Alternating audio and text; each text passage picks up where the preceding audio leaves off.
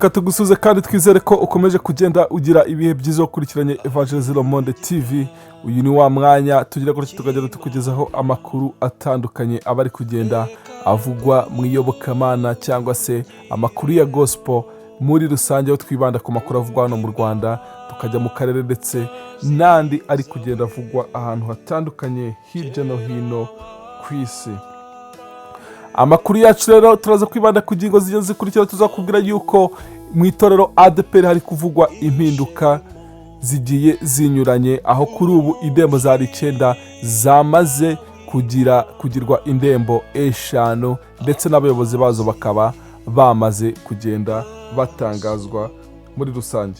Turaza kubwira kandi ku muhanzi Theo bose babireba utegerejwe mu giterane gikomeye hariya mu gihugu cyo Burundi tukira no mu Rwanda, kandi turaza kukubwira yuko Apotre Mignone Kabere yakebuye abantu basabiriza amafaranga bakoresheje ubuhanuzi. Ayo samwe n'andi makuru nayo tugiye kurambura mu kanje mugiye kumva kuri mikoro za Evangelize Monde TV. Nitwa Mugisha Simeo, naho iyi ngiyi nkuko nari mbivuze ni Evangelize Monde TV.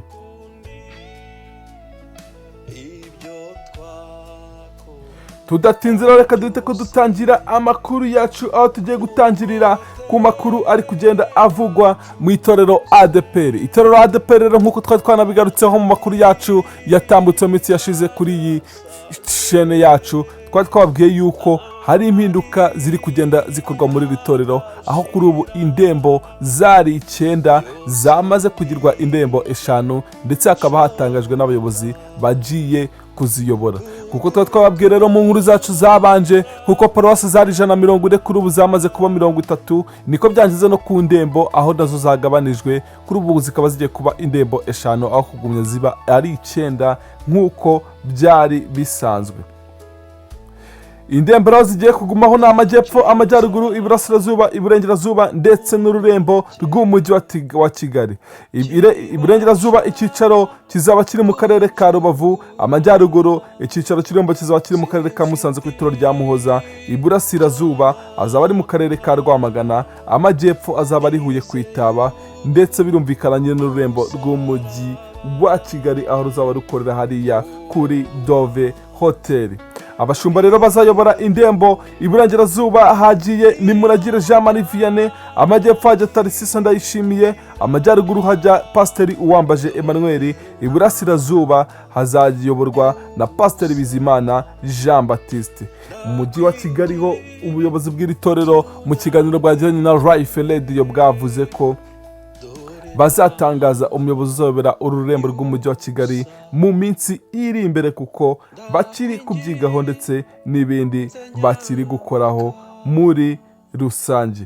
Itorero rya ADEPR rero tubibutse yuko ibi byose bije nyuma yuko ku itariki 13 Gashyantare 2023 aribwo hari hateranye inama nkuru y'abashumba b'itorero ADEPR yateranye yemeza ko urwego rwa paruwasi muri iryo torero ruvugururwa mu rwego rwo kunoza inshingano zarwo ndetse no kugera ku cyerekezo cy'igihugu. Ubusanzwe ADEPR ari isanzwe ifite aparuwasi arenga 140 hirya no hino mu gihugu, yiyemeje ko isigara 30 gusa, bisobanuye ko ari paruwasi imwe muri buri karere. Ibyo ngibyo bishingiye ku kuba ari insengero nyinshi za ADEPR zafunzwe n'urwego rw'igihugu rw'imiyoborere RGB ubwakorwaga ubugenzuzi ku nsengero, kiliziya ndetse n'imisigiti bitujuje ibisabwa. Mu nsengero 3341 z'itorero rya ADEPR zasigaye zikora kuko zujuje ibisabwa ni 970, mu gihe izindi 2100 zafunzwe kuko zitari zibyujuje muri rusange.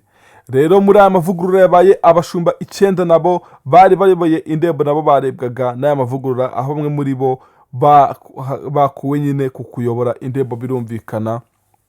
Ariko twakubwira yuko aba bane bose bahawe indembo n'ubundi bari basanzwe bari muri aba 9 bari bayoboye n'ubundi indembo zitandukanye. Ibyo ngibyo rero byari byaganiriweho mu cyumba cy'inama nkuru y'abashumba yatumye hemezwa ko paruwasi zihuzwa, buri karere kakagira paruwasi imwe. Aho itangazo ryagiraga riti ubuyobozi bw'itorero ADEPR buramenyesha abanyatorero baryo ko urwego rwa paruwasi rwavuguruwe nyuma yo guhuza imirimo n'amatorero amwe hagamijwe gufasha itorero kugera ku ntego n'icyerekezo byaryo bitewe n'ifungwa ry'insengero zaryo nyinshi guhera muri 2024 no kubahiriza ibisabwa n'amabwiriza agenga imiryango ishingiye ku myemerere. ngibyo rero ibiri kugenda bivugwa mu itorero ADEPR, aho ari kugenda hakorwa amavugururwa atandukanye. Tubibutse yuko aba bashobora bende bari barangije manda yabo y'imyaka 5. Mu yandi makuru rero tukiri hano mu Rwanda, reka tunyarukira mu kinyamakuru agezweho dusanga inkuru ivuga yuko umuhanzi Theo Bosebabire bategerejwe mu giterane mu gihugu cy'u Burundi. Theo Bosebabire buri muhanzi bamaze igihe bafite izina rikomeye mu muziki wo kuramya no guhimbaza Imana, ategerejwe mu giterane gikomeye yatumiwemo i Burundi ku itariki 5 kugeza ku itariki 8 Werurwe 2026. Iki giterane byitezwe ko kizabera ahitwa mu Nyakabiga. Theo Bosebabire yemereye agezweho ko amaze igihe aganira n'abamutumiye, ndetse ibiganiro byose byarangiye, igisigaye ari uko umunsi ugera akagenda. Uyu muhanzi yavuze ko we icyo agiye gukora ari umurimo w'Imana nk'umuhanzi, atitaye ku bibazo bya politike biri hagati y'ibihugu byombi. Ati Abarundi n'Abanyarwanda n'abavandimwe, nizeye ko igihe icyo ari cyo cyose ibibazo bizakemuka, ariko kandi nubwo hari inzira zifunze, hari n'izinyurwamo byemewe n'amategeko, kuko indege ziba zigwa i Bujumbura kimwe n'i Kigali zitwaye abava cyangwa bajya mu bihugu byombi. Theo Bosebabire ahamya ko nk'umuhanzi ubutumwa atwaye ari ubw'amahoro no kubana neza, ariko nanone akangurira abantu kubaha Imana, bityo agahamya ko nta kimuteye ubwoba kuko yizeye uburinzi bw'Uhoraho.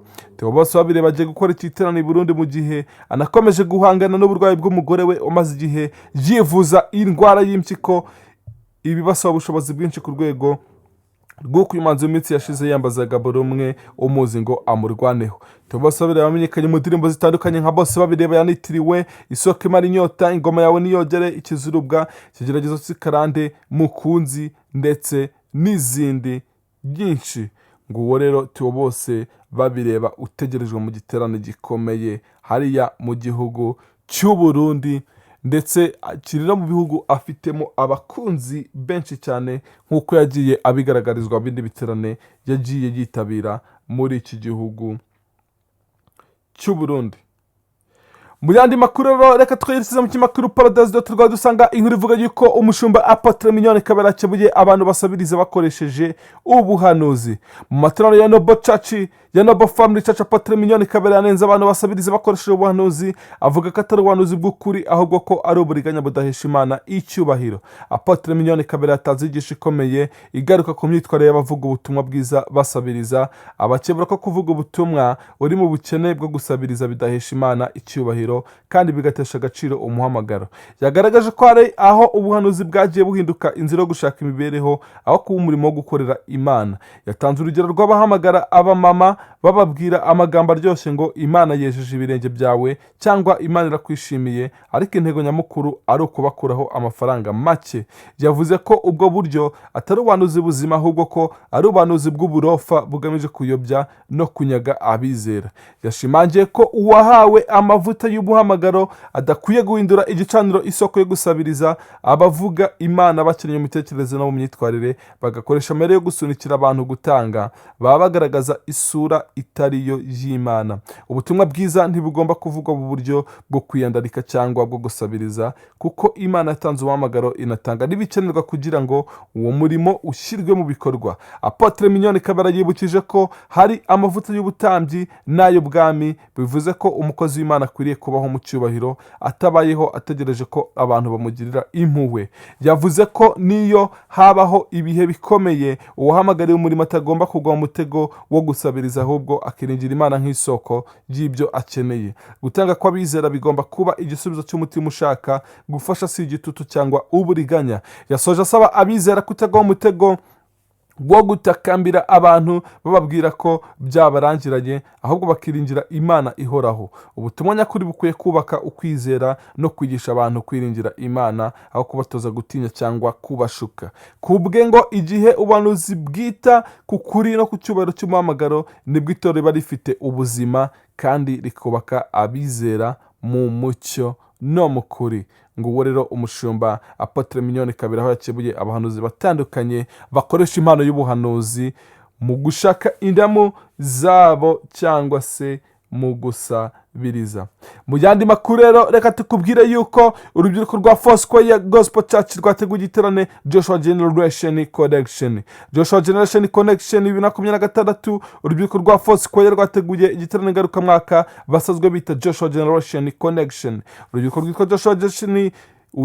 rwitwa Joshua Generation rubarizwa mu rusengero rwa Foursquare rwateguye igiterane ngarukamwaka cyiswe Joshua Generation Connection 2026 kizabera ku cyiciro cya Foursquare i Kimironko. Igiterane giteganijwe kuva ku wa 8 kugeza kwa 15 Werurwe 2026, aho buri munsi kizagihera saa 9 z'amanywa. Akaba ari igikorwa ngarukamwaka rero kiba mu kwezi kwa Werurwe, kigahuza urubyiruko n'abakristo batandukanye hagamijwe gukomeza kwizera no gusangira ijambo ry'Imana. Insanganyamatsiko y'umwaka igira iti Love like Jesus, International Loving for Impact. No butumwa bushishikariza urubyiruko n'abandi bose kuzabaho bakunda nka Yesu, urukundo rufite intego kandi rufite ingaruka nziza ku bandi no ku muryango mugari. Mu bazitabira igiterane harimo Dr. Bishop Fidel Masengo, umuyobozi mukuru wa Foursquare, uzatanga ubutumwa buhumuriza kandi bukomeza abantu mu kwizera. Hazaba kandi n'abavuga ubutumwa batandukanye barimo Pastor Daniel Mugogo watumiwe nk'umushyitsi uzava hanze uzigisha ijambo ry'Imana agatanga n'ubuhamya. Abategura iki gikorwa batangaje ko kizaba ari umwanya mwiza wo gusenga, guhimbaza Imana no kumva inyigisho zigamije kubaka ubuzima bw'urubyiruko mu buryo bw'umwuka no mu myitwarire. Joshua Generation n'urubyiruko rubarizwa mu rusengero rwa Foursquare. Izina Joshua risobanura urugero rw'ubutwari, kuyoborwa n'Imana no kwinjira mu masezerano yayo nk'uko byari bimeze kuri Yosuwa. Buri mwaka urubyiruko rutegura igiterane cyihariye kiba kigamije kubahuza, kubigisha no kubakomeza mu rugendo rw'agakiza. Joshua Generation Connection ni igikorwa kimaze kuba umuco muri iri torero, kikaba umwanya wihariye wo gusabana, kungurana ibitekerezo no gukomeza umubano n'Imana. Abategura igiterane barahamagarira urubyiruko n'abakristo bose kuzitabira ku bwinshi, bakazungukira mu nyigisho no mu masengesho azatangwa muri icyo cyumweru cyose. Iki giterane kizabera i Kimironko ku rusengero rwa Foursquare, kikazahuza abantu batandukanye bafite inyota yo gukura mu by'umwuka no kubaho ubuzima bushingiye ku rukundo rwa Kristo.